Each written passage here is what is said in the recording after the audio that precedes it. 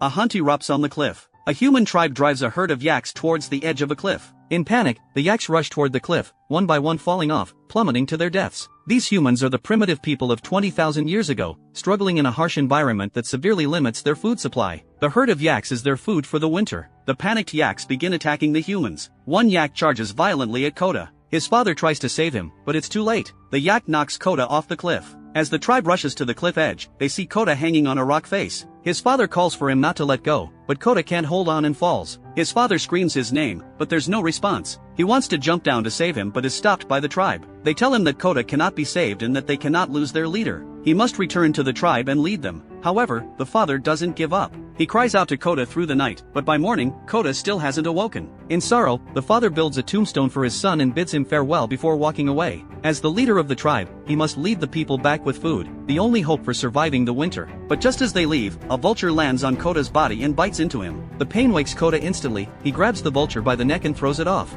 It turns out that Kota is still alive. Ignoring the pain, he slowly gets up and realizes he has fallen onto a protruding rock face of the cliff. Kota calls out for his father but receives no answer. With no other choice, he starts to climb down. Suddenly, his foot slips, and he nearly falls. He barely manages to grab a crack in the rock, but now he's left dangling in the air. At that moment, lightning strikes, and a heavy downpour begins. The rain makes the cliff face slippery, and Kota struggles to hold on. Below him, the floodwaters are rising. He knows this is his only chance for survival. Summoning all his courage, Kota jumps.